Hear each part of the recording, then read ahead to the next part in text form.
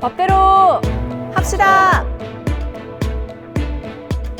알고 있으면 유용한 법률 정보가 가득합니다. 법대로 합시다 더 로이어. 오늘도 일상 속에서 겪을 수 있는 다양한 법적 분쟁들 살펴보고요. 속이 시원해지는 해결책도 알아보도록 하겠습니다.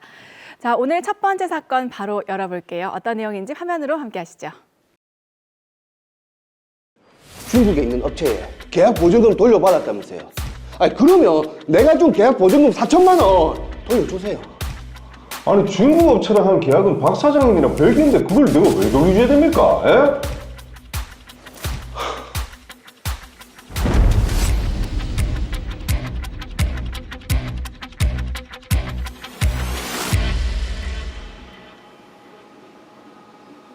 에? 정사님, 요즘 그래픽카드랑 메인보드 쪽 물량 어떻습니까?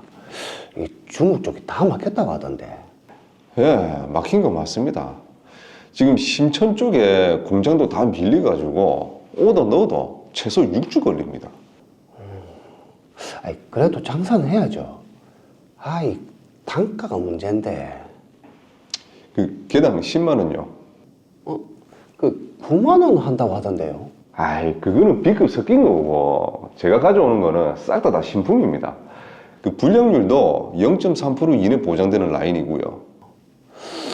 그러면 그 7천 개 공급받는 걸로 계약하겠습니다. 알겠습니다. 그 계약금은 4천만 원이면 되겠습니까?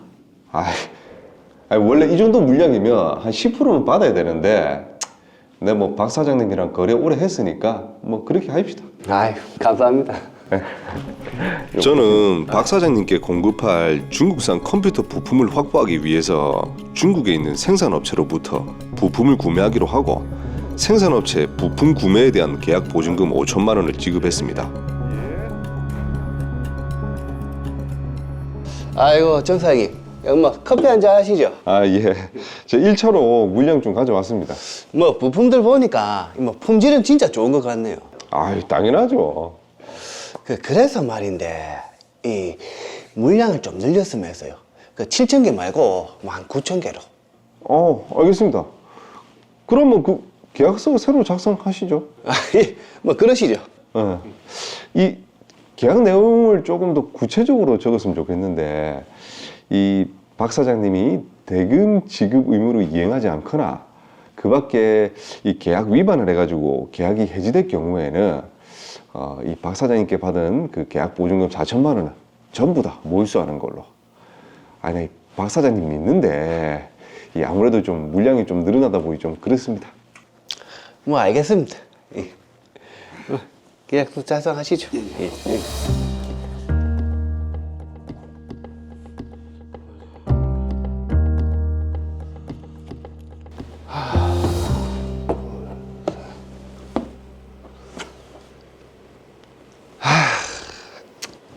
컴퓨터 가격이 완전 폭락해서 주문이 아예 안 들어오네. 이 물량 그대로 다 받으면 이 손해가 막대할 텐데.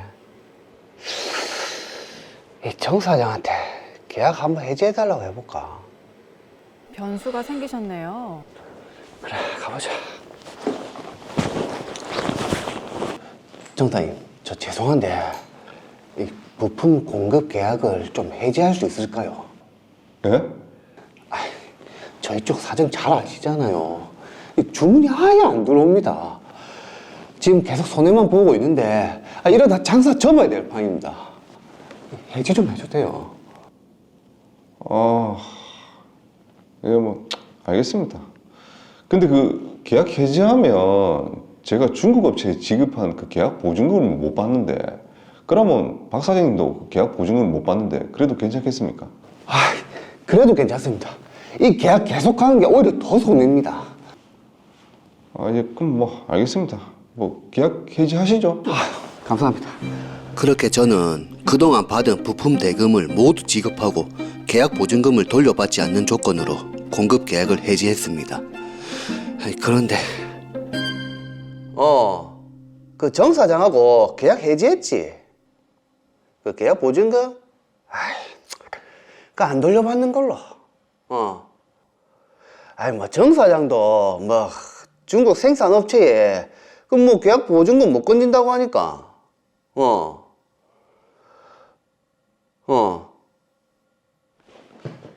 뭐? 정 사장이 중국 생산업체 계약 보증금을 돌려받았다고? 아, 진짜? 아, 그래. 일단 알겠다. 와, 씨. 아, 진짜 너무한 거 아이가?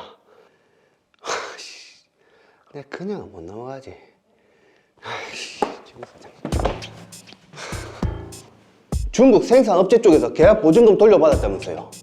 아, 그럼 뭐 제가 지급한 계약 보증금 돌려주세요. 아, 그거는 그 생산업체랑 제가 다른 계약을 체결하면서 돌려받은 겁니다. 그리고 계약서에 계약 해지하면 계약금 안 주는 걸로 돼 있잖아요. 아니, 제가 대금을 안 낸 것도 아니고 계약 해지하면서 납품받은 부품 대금도 다 지급했잖아요. 4천만 원 돌려주세요. 못 돌려줍니다. 돌려줄 이유도 없고. 이렇게 나오시겠다. 법대로 따져봅시다. 예, 법대로 해보입시다 그래.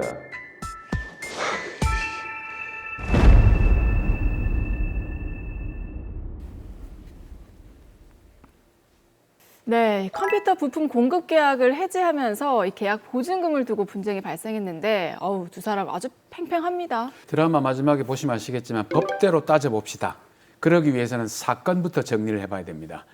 더 로이어 사건 번호 제686호입니다. 정우진 씨는 박성민 씨에게 중국산 컴퓨터 부품을 7,000개 공급하기로 하는 계약을 체결하면서 계약 보증금으로 4천만 원을 받았습니다. 그리고 2달 후 박성민 씨가 부품 개수를 늘리면서 다시 계약서를 작성했습니다. 이후 컴퓨터 가격이 폭락하면서 손해가 계속되자 박성민 씨는 정우진 씨에게 공급 계약을 해지해달라고 했는데요. 정우진 씨는 계약이 취소되면 중국 생산업체에 자신이 낸 보증금을 건질 수 없다며 박성민 씨에게 받은 보증금 4천만 원은 돌려줄 수 없다고 했습니다. 이에 박성민 씨는 동의했고 자신이 그동안 받은 부품의 대금을 지급한 후에 계약은 해지됐습니다. 그런데 정우진 씨가 중국 생산업체로부터 계약 보증금 일부를 돌려받았다는 사실을 전해들은 박성민 씨. 정우진 씨에게 자신이 낸 계약 보증금 4천만 원을 돌려받아야겠다며 소송을 제기한 상황입니다. 네, 각자 다 입장이 있겠지만 사실 저는 박성민 씨가 조금 이해가 되지 않는 것이 지금 계약을 해지할 때 2 사람 다 합의를 했지 않습니까? 그렇죠. 근데 박성민 씨는 어떤 근거로 지금 소송을 제기하겠다는 것인지 궁금한데요, 변호사님? 예, 박성민 씨가 이해가 되지 않을 수도 있습니다. 박성민 씨와 정우진 씨가 체결한 첫 번째 계약서에는 몰수 조항이 없었습니다. 박성민 씨는 첫 번째 계약서가 유효한 계약서라고 주장하면서 계약 보증금을 돌려받아야 할 보관금이라고 주장하고 있는 것입니다. 네, 자 그러니까 박성민 씨는 첫 번째 계약이 유효하다는 주장인데, 자 그런데 부품 수량을 이제 늘리면서 계약서를 다시 썼지 않습니까? 이런 경우에는 어떤 계약서가 유효한가요? 2023년 10월에 작성된 계약서가 쌍방의 날인이 있으므로 진정한 계약서로 추정됩니다. 2023년 8월 계약서는 날인이 없어 진정 성립이 추정되지 않으며 10월 계약서의 존재로 볼 때 최종적인 계약으로 보기 어렵습니다. 네. 그럼 2023년 10월에 계약한 그 계약서가 진정한 계약서다 이렇게 볼 수밖에 없는 상황인데 근데 만약에 계약 내용을 다 합의하고 이 모든 것을 구두로 일단은 다 결정을 했습니다. 중요한 거는 서명 날인만 빠졌단 말이죠. 이 계약서가 어떻게 됩니까? 유효할까요? 아무래도 구두 계약과 달리 계약서를 작성한 경우 계약서에 표시된 계약 당사자의 서명 내지는 도장이 있어야 합니다. 그래야지 유효한 계약서로 봅니다. 네. 물론 도장과 서명이 없더라도 계약이 체결되었다는 점을 인정할 만한 다른 증거, 예를 들어 통화녹음, 문자메시지, 이메일 등이 있으면 좋으나 아무래도 서명 날인된 계약서가 유력한 수단입니다. 자, 일단 다시 드라마로 돌아와서 지금 2 사람의 계약서를 이제 다시 작성을 했을 때요. 몰수 조항을 추가를 했다고 합니다. 이건 어떤 내용인지 들어볼 수 있을까요? 쉽게 부동산 매매 계약을 예로 들면 계약 이행을 보장하기 위해서 당사자들이 매매 계약을 이행하지 않을 때는 매도인은 지급받은 계약금의 배액을 내고 매수인은 계약금을 포기하는 약정을 많이 합니다. 물품 공급 계약에서도 마찬가지입니다. 네. 드라마 사례에서 보면 박성민 씨, 그러니까 수급자가 계속 물건을 구매하기로 해서 공급자인 정우진 씨가 물건을 구매해 놓았는데 네. 중간에 수급자가 계약을 포기하는 경우 공급자는 손해를 볼 수 있겠죠. 그렇죠.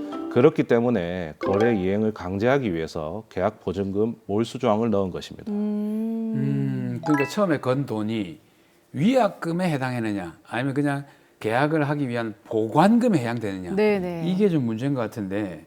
근데 박성민 씨는 자신이 대금 지급해야 될 그 의무도 다 이행을 했고 장사가 안 돼서 그냥 해지를 한 것뿐이지 돈은 다 냈다 이런 주장이거든요. 이건 어떻습니까?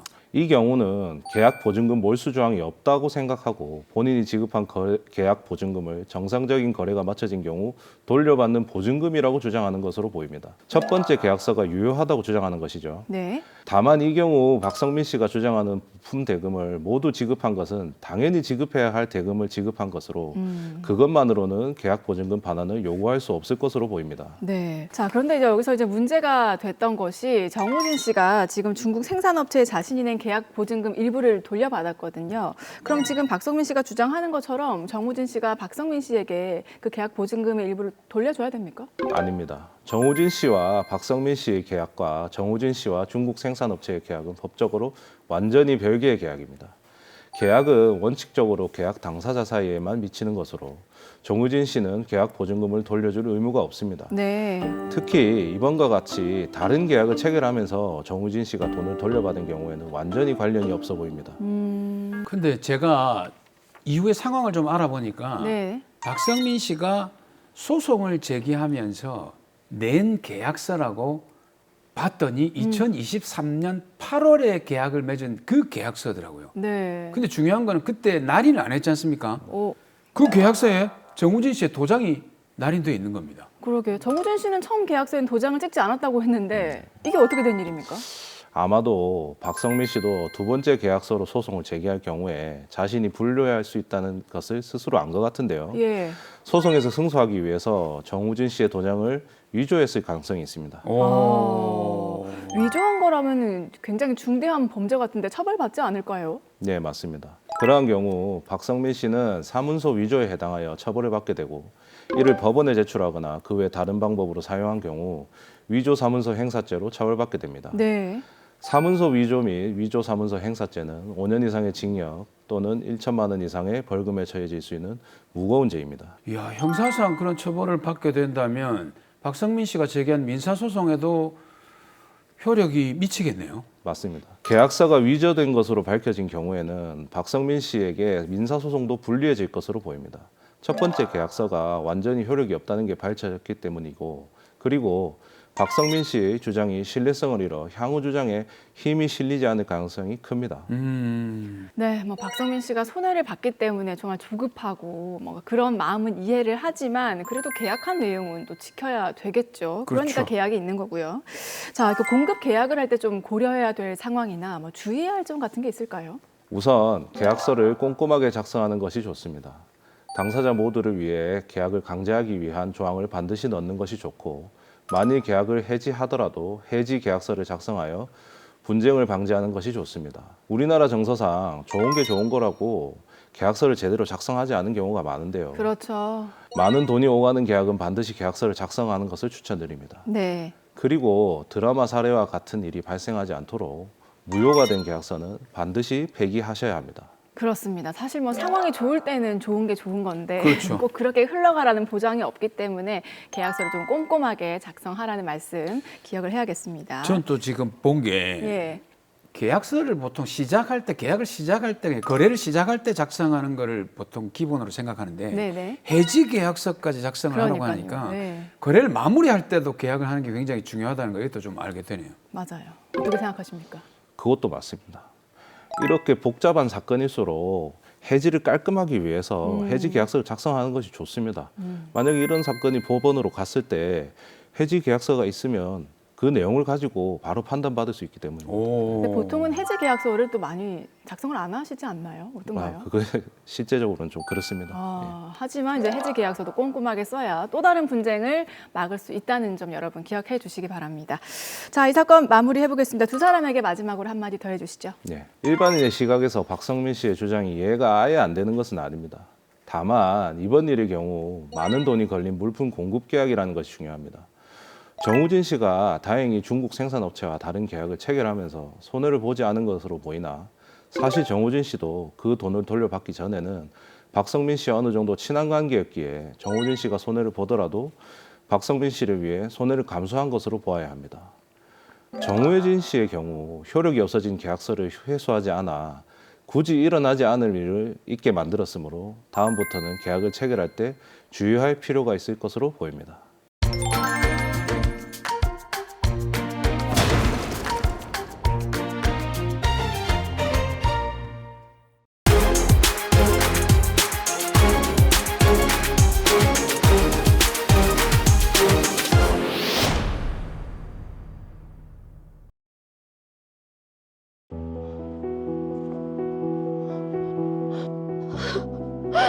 여보, 도대체 어디 간 거예요? 아, 여보. 여보.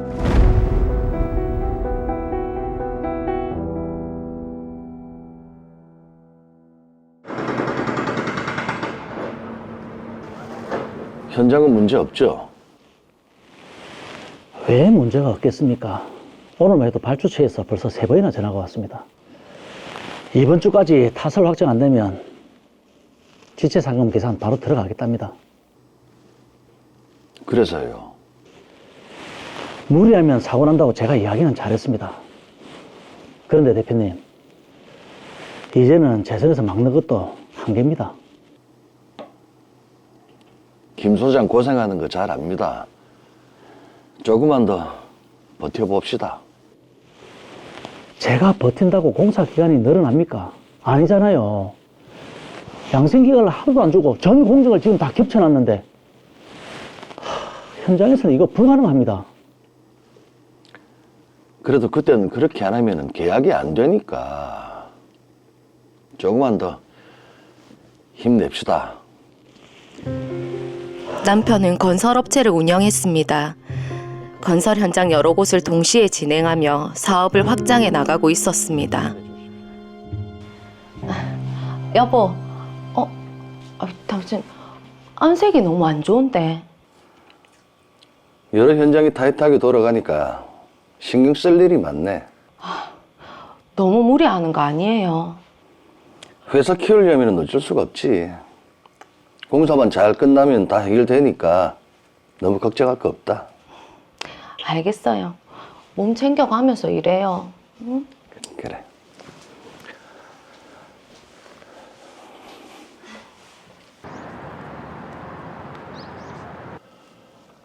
공정표에 보면 그렇긴 한데 저 비 때문에 타설이 좀 밀렸습니다.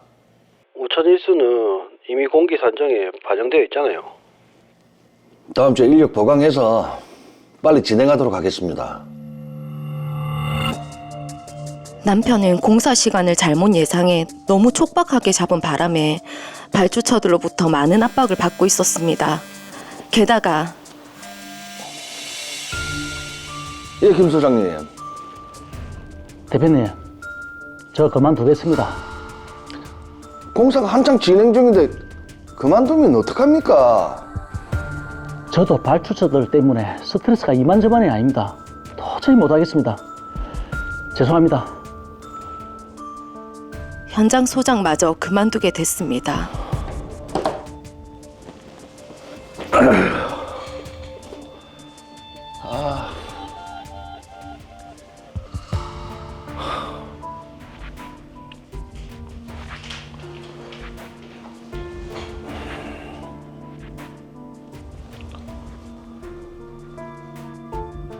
잤나? 안 잤어요. 아직 회사예요. 오늘 지수 자취방 구하러 간다더니만 구했나? 합격한 대학교 근처로 몇 군데 둘러보고 왔어요. 근데 지수가 아빠랑 한 번 더 가고 결정하고 싶다고 하네요. 그냥 계약하면 되지 뭘 내까지. 내 없으면 당신 애들하고 잘 살 수 있나? 이 양반이 오늘 회사 일이 많이 힘들었나 보네. 당연히 못 살죠. 쓸데없는 소리 하지 말고 빨리 집에 오기나 해요. 알겠다.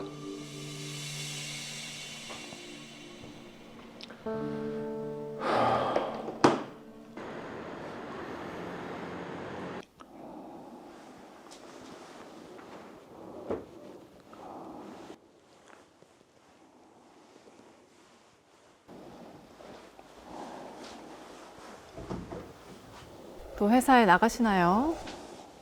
일찍부터 서두시네요.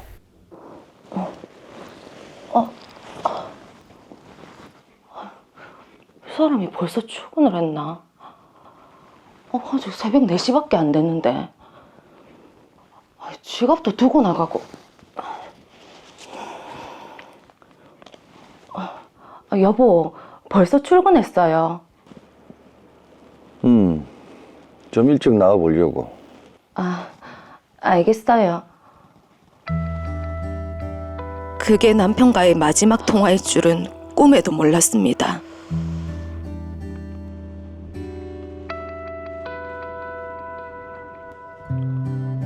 항구로 간 남편. 차 안에 휴대전화와 차량키를 둔 채 방파제 쪽으로 갔고 방파제 아래 수면이 맞닿는 테트라포트까지 내려가 서 있다가 실종됐습니다. 아유.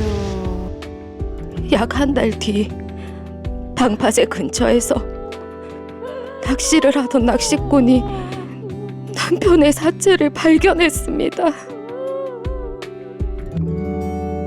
자살이라니요. 저희 남편은 그런 선택할 사람 아닙니다. 늘 하던 일이 안 풀리면 바닷가에 가서 마음을 다스리고 왔습니다. 새해가 되면 해 뜨는 거 보러 그 항구에 자주 갔었고요. 남편을 실족한 거라고요. 남편의 상해 사망 보험금을 청구했지만 보험사는 자살이라 주장하며 보험금을 지급하지 않았습니다. 이에 저는 소송을 제기했지만 패소했습니다.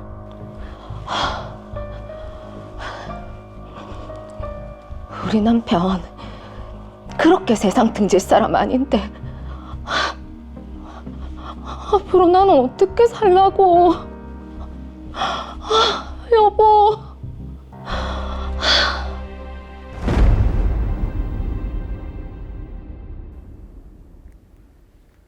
네, 이정현 씨 참 뭐라고 해야 될지 둘이 말씀이 없네요. 너무 안타까운 사연입니다. 참 가슴이 먹먹하네요. 어쨌든 또 보험회사와의 분쟁도 좀 생겼으니까 빨리 해결을 해봐야 될 것 같습니다. 사건 정리합니다. 덜 오여 사건 번호 제687호입니다. 노광수 씨는 건설업체를 운영하고 있었는데요. 여러 공사를 진행하면서 공사 기간을 두고 발주처로부터 압박을 받고 있었습니다. 거기에다가 믿고 있던 현장 소장의 퇴사, 채무 등으로 인해 힘든 상황이었는데요. 그러던 어느 날 노광수 씨는 새벽 일찍 항구 방파제로 갔고 실종됐습니다. 실종된 지 한 달 후 근처에서 낚시를 하던 낚시꾼이 노광수 씨의 시신을 발견했는데요. 이정현 씨는 상해 사망 보험금을 청구했지만 보험사는 자살이라고 주장해 이정현 씨가 소송을 제기했지만 1심에서 패소한 상황입니다. 네, 아내 이정현 씨는 남편이 절대 그런 선택을 할 사람이 아니다. 발을 헛디뎌서 바다에 빠진 것일 것이다 라고 주장하면서 억울하다는 입장이신데요. 자, 그런데 지금 1심은 패소한 상황이라고요? 네, 안타깝지만 그렇습니다. 1심 법원은 노광수 씨가 자살한 것이라고 판단했는데요. 예전에도 제가 여러 번 설명을 드렸는데 상해 사망 보험금은 우연한 사고로 피보험자가 사망한 경우에만 지급됩니다. 보험사는 노광수 씨가 스스로 자신을 해친 경우이기 때문에 보험금 지급 책임을 면하게 되는 경우라고 주장했고 1심 법원은 보험사의 주장을 받아들여 보험금을 지급할 필요가 없다고 판단했습니다. 자, 이정현 씨는 1심 판결을 받아들일 수가 없다. 진짜 억울하다는 입장이신데 이게 법적으로 자살인지 아니면 사고사인지 어떻게 판단을 하나요? 네, 먼저 중요한 것은 바로 입증 책임의 문제입니다. 입증 책임은 소송에서 자신이 주장하는 사실을 증거로 증명해야 하는 당사자의 의무를 말합니다.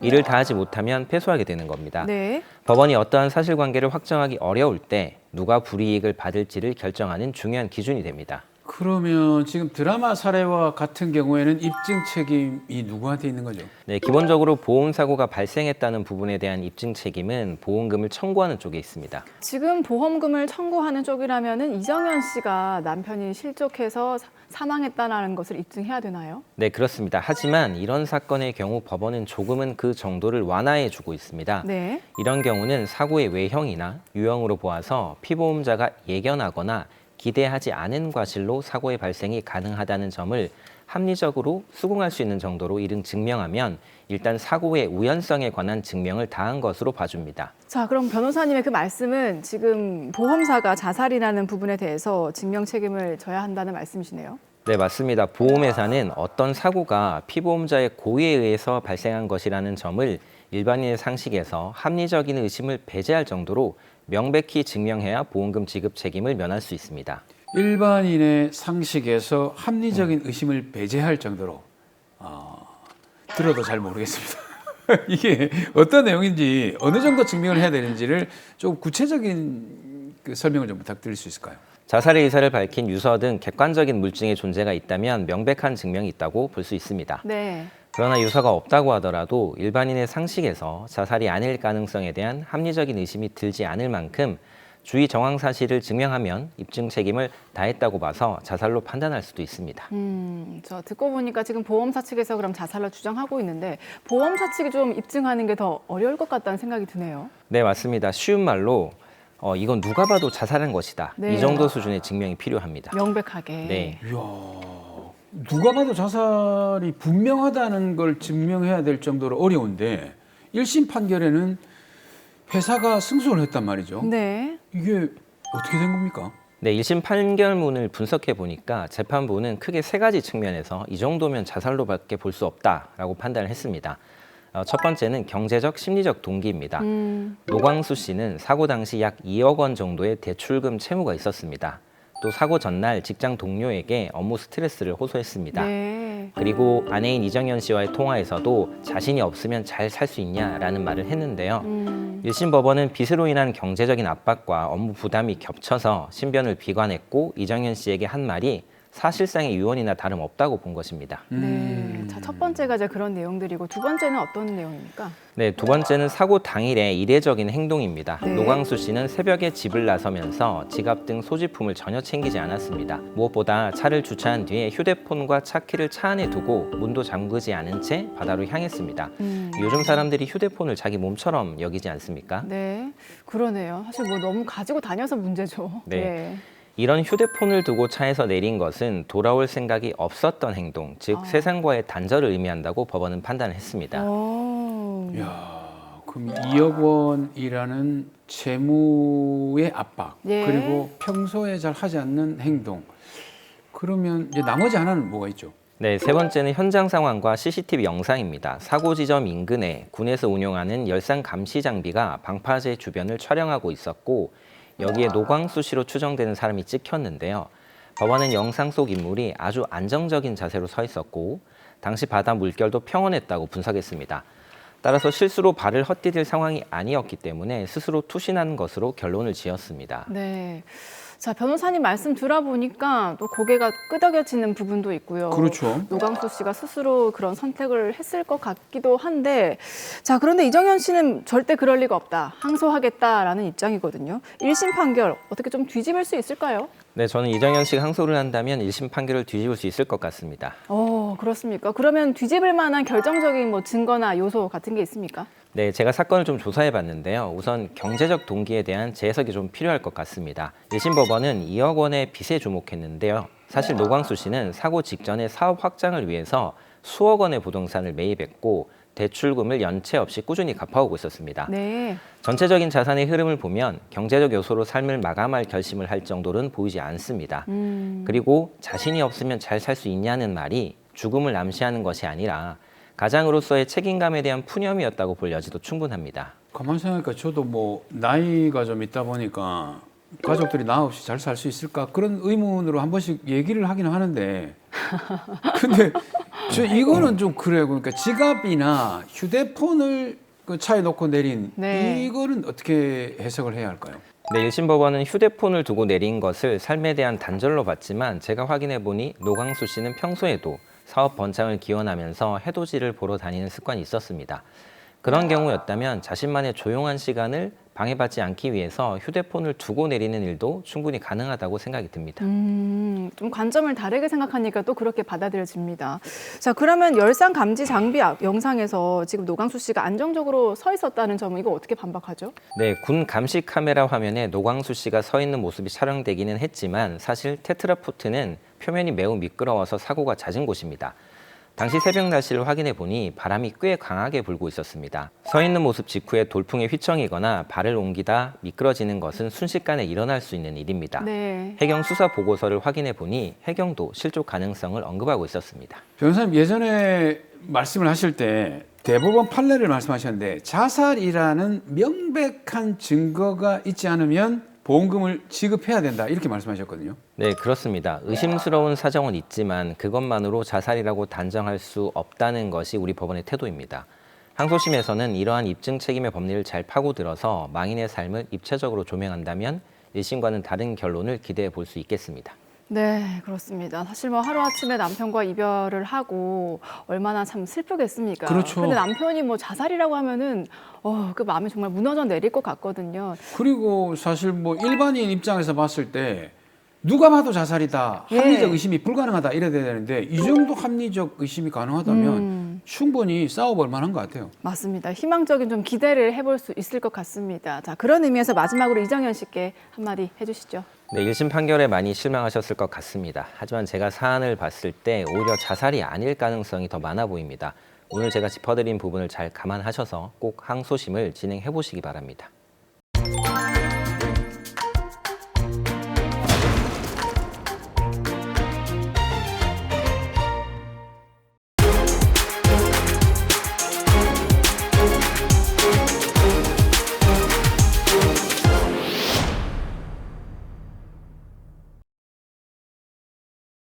경남아, 엄마 따라해봐. 티셔츠를 이렇게 반으로 접고 이렇게? 그렇지. 우리 경남이 잘하네. 팔을 이렇게 접은 뒤에 반으로 딱.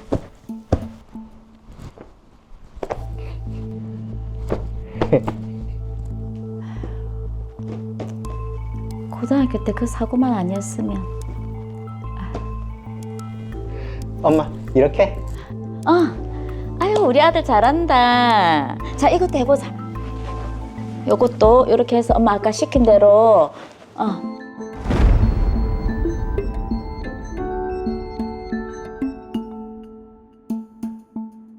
아이고, 자.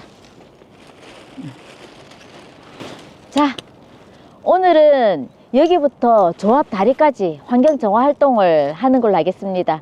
평소처럼 봉사하는 마음을 발휘해서 잘 해주시기 바랍니다. 네.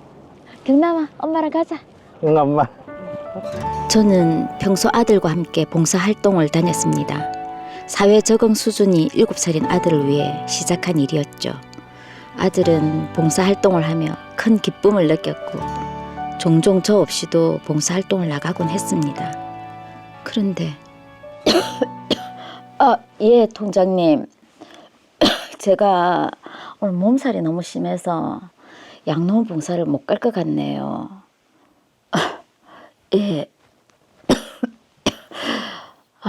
저희 경남이 좀 잘 챙겨봐 주세요. 예. 잘 좀 부탁드립니다.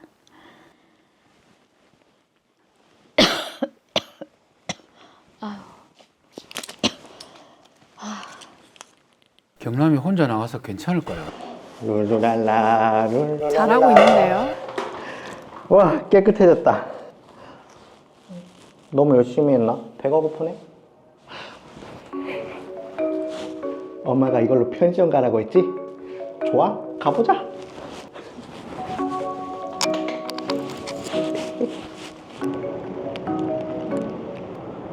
야, 오늘 청소하는 거 너무 힘들지 않냐? 그러니까 봉사활동 좀 채우려고 왔는데 오늘따라 너무 힘들다. 그니까. 근데 오늘따라 빵이 왜 이렇게 맛있지? 그러니까. 배고팠나? 저번에 같이 봉사활동했던 애들이네. 봉사활동하는? 반갑다. 뭔데요? 반갑다고 인사한 건데. 야, 가자.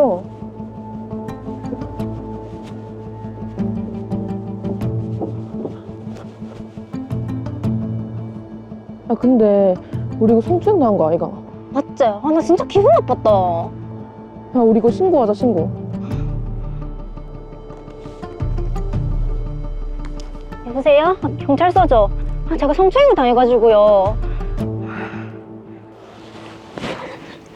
엄마.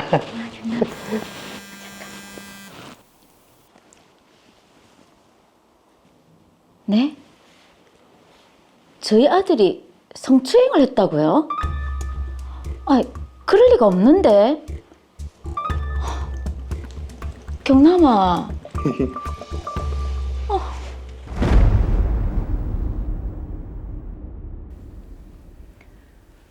네, 채린 씨 입장에서는 정말 성추행을 당했다라고 생각할 수도 있을 것 같은데 또 경남 씨는 그냥 인사를 한 것이다라는 입장일 것 같습니다. 그렇죠. 일단 사건 정리부터 먼저 해봐야 될 것 같습니다. 더 로이어 사건 번호 제688호입니다. 지적장애인인 나경남 씨는 평소 봉사활동을 하며 안면이 있던 박채린 씨를 편의점 앞에서 마주친 후 허벅지를 터치했는데요. 이에 놀란 박채린 씨가 나경남 씨를 강제추행 혐의로 경찰에 신고를 한 상황입니다. 네, 자 지금 두 사람의 주장이 많이 엇갈리는 것 같은데요. 정윤창 변호사님 어떻게 보셨습니까?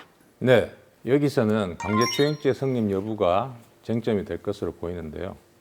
형법 제298조에서 규정하고 있는 강제추행죄는 원칙적으로 상대방에 대해 폭행 또는 협박을 가해서 한거를 곤란하게 한 뒤에 추행을 하는 것입니다. 자, 그런데 저희가 지금 화면을 봤을 때는 막 폭행이나 협박 같은 이런 장면은 없었던 것 같은데 그럼 강제추행이 안 되는 거 아닙니까? 네, 이 사건은 강제추행 중에서도 기습추행이 문제되는 사안입니다.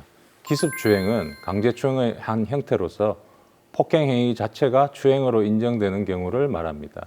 즉 피해자가 회피하거나 거부할 겨를도 없이 순간적으로 특정 신체 부위를 터치한다거나 하는 등의 행위를 하는 것인데 이것이 일반인의 입장에서 성적 수치심이나 혐오감을 일으키게 하고 선량한 성적 도덕관념에 반하는 행위로서 피해자의 성적 자유를 침해하는 것으로 평가된다면 강제추행이 될 수 있습니다. 네. 이에 대해서 대법원은 기습추행의 경우에는 추행행위와 동시에 저질러지는 폭행행위는 반드시 상대방의 의사를 억압할 정도의 것임을 요하지 않고 상대방의 의사에 반하는 유형력의 행사가 있기만 하면 그 힘의 대소강약을 따지지 않는다고 설시하고 있습니다. 그리고 이것이 판례에 일관된 입장입니다. 네. 그러면 지금 드라마 사례 같은 경우는 어떻습니까? 기습추행에 해당할까요? 네, 사례의 경우에도 나경남 씨가 박채린 씨의 허벅지를 접촉한 행위 자체는 일단 박채린 씨의 의사에 반하는 유형력의 행사로서 객관적으로 성적 수치심, 혐오 감정을 느끼게 하는 행위가 이루어진 것으로 볼 수 있어서 기습추행의 소지가 있어 보입니다. 자, 그럼 궁금한 게요. 이게 유형력을 행사해서 성적 수치심이나 혐오감을 느꼈다면 이게 다 기습추행으로 인정이 되는 겁니까? 아니면 뭐 다른 요건 같은 게 있는 겁니까? 네, 말씀하신 요건들에 더해서 추행의 고의가 인정되어야 합니다. 아, 고의는 범죄 구성 요건의 중요한 요소인데 네. 행위자가 범죄 행위를 인식하고 이를 할 의사가 있는 경우 고의가 인정되고 범죄 구성 요건에 해당되게 되는 것입니다. 강제추행죄 역시 폭행 또는 협박으로 사람에 대해 추행한다는 인식과 의사, 즉 고의가 있어야 합니다. 어쨌거나 기습추행이 성립할 수 있는 요건이 좀 까다롭네요. 그렇죠. 예. 근데 이제 까다롭다고 저희들이 까다롭구나 하고 넘어가는 프로그램이 아니잖아요. 제가 구체적인 사례를 통해서 이게 기습추행에 해당하는지 아닌지를 한번 OX로 한번 여쭤보도록 하겠습니다. 뭐 코너 속의 준비되셨죠? 코너입니까? 네. 자, 그러면 사례를 말씀드리겠습니다. 네. 첫 번째 사례입니다. 직장 동료 관계인 A 씨와 B 씨가 늦은 시간까지 함께 술을 마셨습니다. B 씨가 만취해서 비틀거리자 A 씨가 뒤에서 B 씨를 안듯이 부축을 해서 이동을 했습니다. 네. 그 과정에서 이제 A 씨의 팔이 부적절한 B 씨의 위치로 이동을 하게 되죠. 네. 그러므로 인해서 B 씨는 이후에 뒤에서 기습적으로 가슴 부위를 감싸 안은 행위다. 기습추행이다. 이렇게 얘기를 하고 있습니다. 이 사례는 기습추행에 해당할까요? O 아니면 X? 변호사님의 선택은 세모로 하겠습니다. 세모. 너무 우여부단한 거 아닙니까? 우선 정황상 추행이라기보다는 순수한 의도로 도와주려는 부축을 한 것으로 보이고 추행의 고의는 없어 보입니다. 다만 경우에 따라서는 만약 A씨가 부축을 빙자해서 강제추행을 하였다는 관련 증거들이 충분히 있다면 네. 추행의 고의가 인정되고 추행으로 처벌받을 수도 있겠습니다. 추행의 고의나 또 관련된 그런 상황들이 또 판단의 중요한 기준이 되는 것 같습니다. 또 다른 뭐 사례 있습니까? 두 번째 사례입니다. 네. 평소 장난기가 많았던 중학생 C군이 친구들과 장난을 치면서 한 여학생에게 도가 지나친 장난을 많이 쳤다고 합니다. 예. 예를 들면 뭐 교복 치마를 들춘다든지 에헤이. 기습 뽀뽀를 하고 도망간다든지 조금 불쾌함을 참지 못한 이 여학생이 부모님을 통해서 신고를 했는데 네. 이 경우에는 강제추행, 기습추행에 해당이 된다? 안 된다? 오로 하겠습니다. 오. 이야, 이건 정확한데요? 예. 이 경우는 행위 자체가 전형적인 기습추행으로 볼 수 있겠습니다. 그리고 추행을 한다는 인식과 의사가 충분히 있기 때문에 장난이라는 변명은 통하지가 않고 네. 도의가 인정되어 일단 강제추행죄가 성립할 것으로 보여집니다. 다만 처벌에 있어서는 C군이 중학생이니까 나이나 죄질에 따라서 소년보호 처분이나 형사처벌을 받을 수 있게 되고 별개로 학교폭력 사안으로 처분을 받을 수도 있겠습니다. 또 처벌을 받지 않더라도 민사 책임을 질 수도 있겠습니다. 자, 추행을 한다는 어떤 인식과 또 고의가 있다 하면 이게 기습추행에 해당할 수 있다는 거 알고 있어야 될 것 같고. 네. 자, 그럼 지금 우리 나경남 씨 경우는 어떻습니까? 이 사건에서 나경남 씨는 박채린 씨의 허벅지를 접촉한 것은 인정했지만 다른 의도가 없었고 반갑다는 표시로 살짝 터치한 것이지 추행의 고의는 없었다는 주장을 하고 있습니다. 그래서 나경남 씨에게 추행의 고의가 있었느냐 없었느냐는 범죄 성립에 있어 중요한 판단 요소가 되겠습니다. 네. 자, 그런데 이게 뭐 고의가 있었다 없었다라는 거를 판단하는 게 쉽지가 않은 게 사실 이거는 뭐 사람의 마음이잖아요. 그렇죠. 볼 수가 없죠. 이걸 어떻게 판단을 합니까? 네, 맞습니다. 이럴 때는 무죄 추정의 원칙과 증거재판주의 원칙에 입각해서 사건을 자세히 살펴볼 필요가 있습니다. 이 사건에서는 편의점 CCTV 영상이 증거로 남아 있는데요. 여기에는 나경남 씨가 박채린 씨 옆자리에 앉아 있는 장면과 박채린 씨와 친구가 갑자기 뛰쳐나가는 장면만 있고 박채린 씨에 대한 나경남 씨의 신체 접촉 장면은 뚜렷이 확인이 되지 않았습니다. 그렇다는 얘기는 결정적인 장면이 확보가 되지 않았다라고 봐야 되는 거 아닌가요? 그렇습니다. 또 박채린 씨는 나경남 씨가 다리를 만졌다고만 진술을 했고 구체적인 상황에 대해서는 언급이 없었습니다. 자, 그리고 아까 나경남 씨 어머니도 잠시 이제 언급을 하셨지만 지금 고등학교 때 교통사고로 머리를 이제 심하게 다쳐서 일반인보다 지능 지수가 다소 낮고요. 사회 적응 수준도 만 7세 수준 정도라고 했는데 이런 부분도 좀 고려가 돼야 되겠죠? 네, 맞습니다. 일반적으로 지적 장애인은 타인에 대한 호의 표시나 친근감의 표현이 일반인보다 비언어적 신체적 접촉으로 빈번하게 나타나는 특성을 갖고 있고 관련 연구 결과도 있는데 네. 이러한 부분도 고려를 해야겠습니다. 또 실제로 유사한 사건에서 지적 장애인이 미성숙한 사회 적응 능력 등으로 피해자에 대한 반가운 마음과 편면적인 친밀감, 즉 혼자서 친하다고 생각한 마음에서 한 행위로서 지적 장애로 인한 이상 행동일 가능성이 높고 네. 충분하지 못한 증거만으로는 추행의 고의가 증명되었다고 단정하기에는 합리적인 의심의 여지가 많다라고 판단해서 실제로 무죄가 선고된 하급심 판결도 있습니다. 따라서 드라마 사례에서도 지적 장애가 있는 나경남 씨로서는 자신의 행위가 박채린 씨에게 성적 불쾌감을 일으킬 수 있음을 인식할 수 없었던 것으로 볼 여지가 크기 때문에 네. 오로지 일반인의 관점으로만 추행의 고의를 섣불리 추단해서는 안 될 것 같습니다. 네, 그렇습니다. 일단 뭐 기습추행의 고의는 없었다는 것은 어느 정도 인정이 될 것 같은데 지금 나경남 씨에게 장애가 있지 않습니까? 심신미약도 한번 주장해 볼 수 있지 않을까 싶은데 어떤가요? 네, 날카로운 질문 주셨는데요. 나경남 씨가 지적 장애를 가지고 있는 만큼 강제추행에는 해당하지만 심신상실을 주장해서 책임이 없다는 판결을 목표로 해볼 수도 있겠습니다. 그런데 심신상실로 책임을 아예 조각시키는 것은 엄격한 요건이 필요하고 심신미약으로 인정되더라도 이는 책임이 감경되는 감형사유일 뿐입니다. 그래서 이 드라마 사례의 경우에서는 나경남 씨의 행동에 대한 책임 여부를 판단하기 전에 애초에 고의가 없었음을 주장해서 강제추행죄 자체가 성립되지 않아 무죄라는 판결을 목표로 하는 것이 더 좋겠습니다. 네. 어쨌든 변호사님이 강제추행이 성립되지 않을 것 같다라고 말씀을 하시는데 만약에 그렇게 결론이 난다면 박채린 씨가 한 이 고소는 약간 좀 과잉된 느낌이거든요. 그렇다면 무고죄로 다시 한번 맞고소라고 해야 되나요? 가능할까요? 네, 사무장님도 날카로우신데요. 제 눈빛이 날카롭지 않습니까? 무고죄는 타인으로 하여금 형사처분이나 징계처분을 받게 할 목적으로 신고한 사실이 객관적인 진실에 반하는 허위 사실인 경우에 성립하는 범죄입니다. 그런데 박채린 씨 입장에서는 자신이 당한 피해 사실에 대해 정황을 설명하는 신고 내용에 다소 과장된 점이 있기는 합니다만 이것만으로 무고죄가 성립한다고 할 수는 없어 보입니다.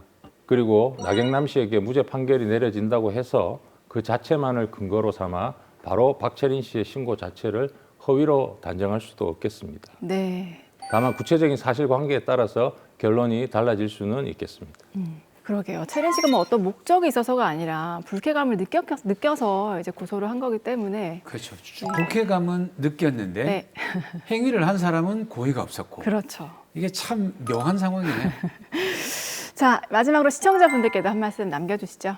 네, 갑작스럽게 지적장애인이 다가와 자신의 몸을 터치해서 놀랐을 박채린 씨가 신고를 한 입장도 충분히 이해가 가는 부분이 있습니다. 다만 지적장애인이 드라마 사례처럼 가해자로 지목돼서 억울하게 누명을 쓰는 경우가 실무에서는 많이 있기 때문에 추행의 고의 여부나 증거 등을 꼼꼼하게 따져서 사건의 진실을 밝혀낼 필요가 있겠습니다. 그리고 만약 나경남 씨가 무죄를 선고를 받는다고 하더라도 나경남 씨의 행위가 결과적으로 박채린 씨를 놀라게 만든 부분도 있기 때문에 이런 곤란한 일이 재발하지 않도록 보호자 역시 나경남 씨를 더욱더 세심하게 잘 보살펴야 할 것으로 보입니다. 시청자 여러분도 만약 이런 경우에 처해 있다면 혼자 고민하지 마시고 법률 전문가의 도움을 받아서 사건을 해결해 나가는 것이 현명한 방법임을 잊지 마시기 바랍니다.